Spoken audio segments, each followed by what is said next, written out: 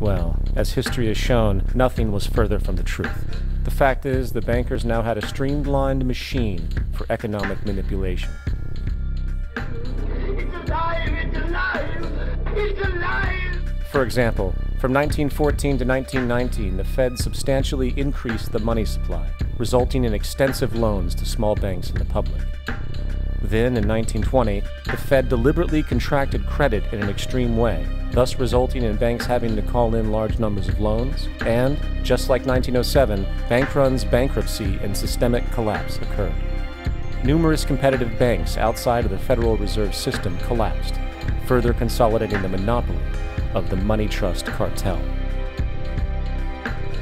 Privy to this scheme, Congressman Charles Lindbergh pronounced, "Under the Federal Reserve Act, panics are scientifically created. The present panic is the first scientifically created one, worked out as we figure a mathematical equation." However, the panic of 1920 was just a warm-up. From 1921 to 1929, the Fed again increased the money supply, resulting once again in extensive loans to the public and banks. There was also a fairly new type of loan in the stock market, the broker call loan. Very simply, this loan allowed an investor to put down only a fraction of the stock's value, with the rest being loaned from the broker. This method was very popular in the roaring 1920s, as everyone seemed to be making money in the market. However, there was a catch to this loan. It could be called in at any time and had to be paid within 24 hours. And the typical result was the selling of the stock purchased with that loan. So, a few months before October in 1929, J.D. Rockefeller, Bernard Baruch, and other insiders quietly exited the market, knowing the bubble created was about to burst. And on October 24, 1929, the financiers who furnished the call loans started calling them in masse. This sparked an instantaneous massive sell-off in the already inflated market, as sell orders and margin calls were systemically triggered.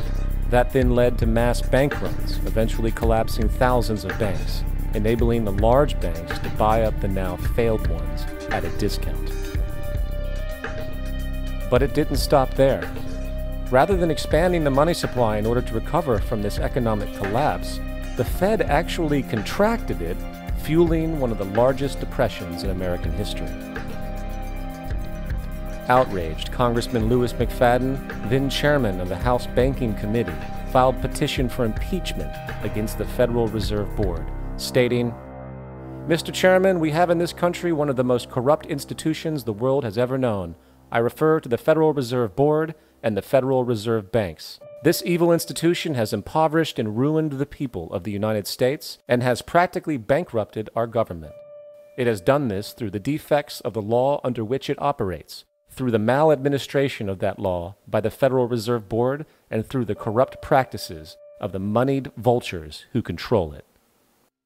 Now, having reduced the society to squalor, it was then decided that the gold standard should be removed. In order to do this, they needed to acquire the remaining gold in the system. So, under the pretense of helping to end the Depression, came the 1933 gold seizure. Under the threat of imprisonment for 10 years, everyone in America was required to turn in all gold bullion to the Treasury, essentially robbing the public of what little real wealth they had left. And at the end of 1933, the gold standard was abolished. If you look at a dollar bill before 1933, it says it is redeemable in gold. You look at the dollar bill today, it says it is legal tender, which means it is backed by absolutely nothing. The only thing that gives our money value is the public faith and how much of it is in circulation. Therefore, the power to regulate the money supply is also the power to regulate its value, which is also the power to manipulate and control entire economies.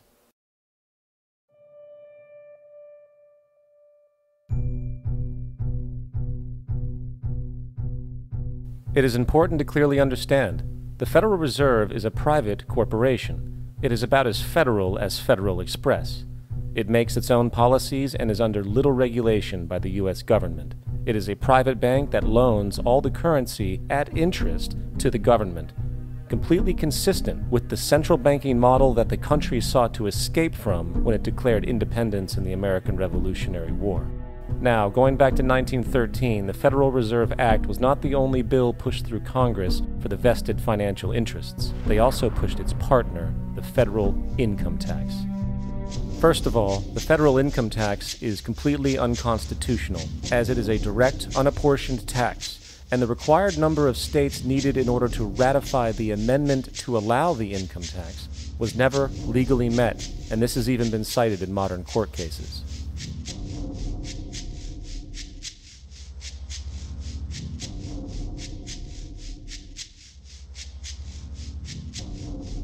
Second, at the present day, roughly 25% of the average worker's income is taken from them via this tax. That means you work 3 months out of the year to fulfill this tax obligation.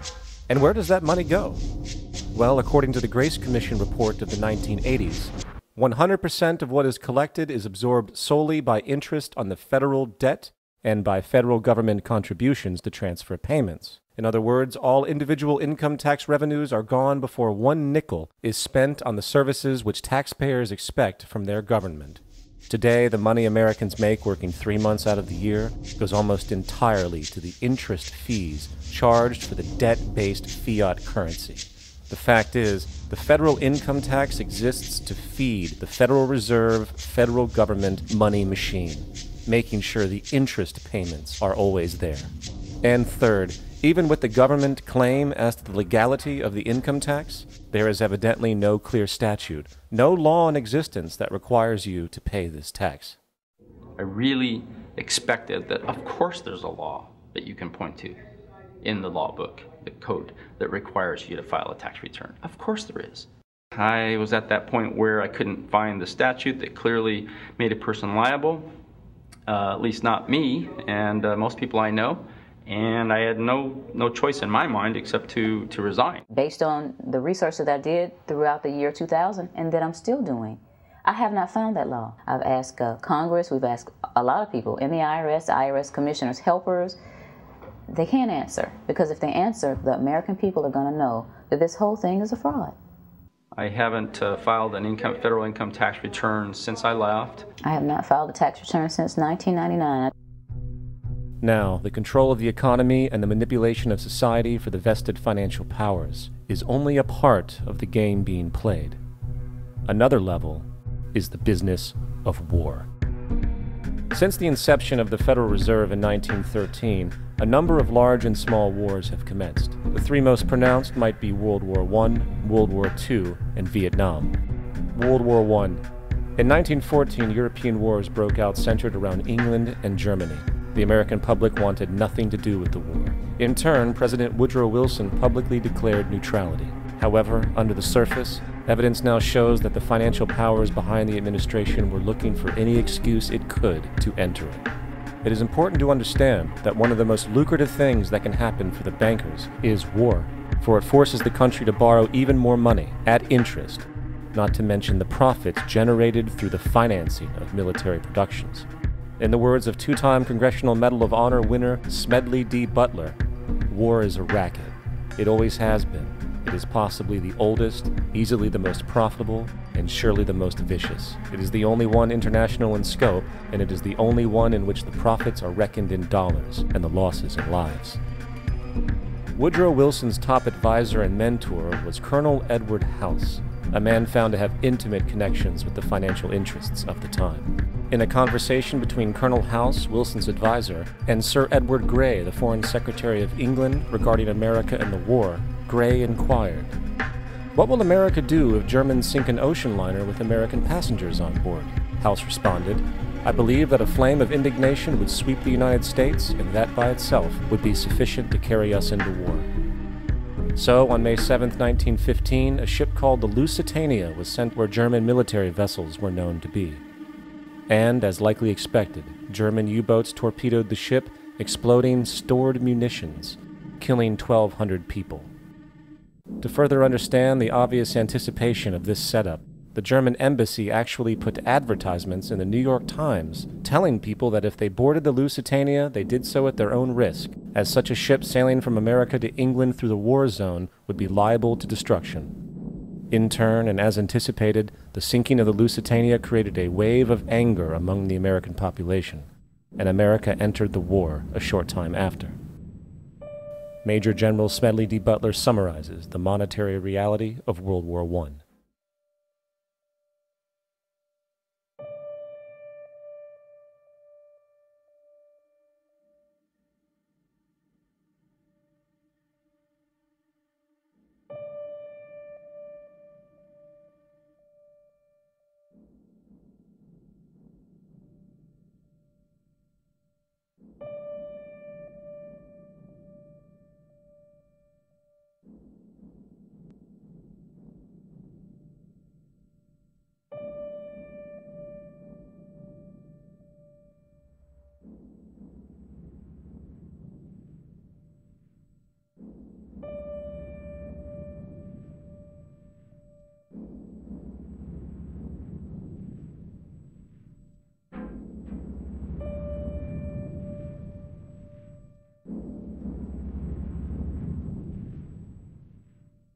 World War II. On December 7, 1941, Japan attacked the American fleet at Pearl Harbor, triggering U.S. entry into that war. President Franklin D. Roosevelt declared the attack was a day that will live in infamy. A day of infamy indeed, but not because of the alleged surprise attack on Pearl Harbor. After 60 years of surfacing information, it is clear that not only was the attack known well in advance, it was outright wanted and provoked. In a journal entry by Roosevelt's Secretary of War, Henry Stimson, dated November 25, 1941, he documented a conversation he had with Roosevelt. The question was how we should maneuver them into firing the first shot. And in congressional testimony later, he added, "It was desirable to make sure the Japanese be the ones to do this, so that there should remain no doubt as to who were the aggressors." In the months leading up to the attack on Pearl Harbor, Roosevelt had done almost everything in his power to anger the Japanese, showing a posture of aggression. He halted all of Japan's imports of American petroleum. He froze all the Japanese assets in the United States. He made public loans to nationalist China and supplied military aid to the British, both enemies of Japan in the war, which, by the way, was in complete violation of international war rules. And with numerous Japanese codes broken in advance revealing the plan to attack, on December 7, 1941, Japan was allowed to attack Pearl Harbor, killing 2,400 soldiers. Before Pearl Harbor, 83% of the American public wanted nothing to do with the war. After Pearl Harbor, 1 million men volunteered for that war. It is important to note, Nazi Germany's war effort was largely supported by two organizations, one of which was called IG Farben. IG Farben produced 84% of Germany's explosives. One of the unspoken partners of IG Farben was J.D. Rockefeller's Standard Oil Company in America. In fact, the German Air Force could not operate without a special additive patented by Rockefeller's Standard Oil. The drastic bombing of London by Nazi Germany, for example, was made possible by a $20 million sale of fuel to IG Farben by the Rockefellers' Standard Oil Company.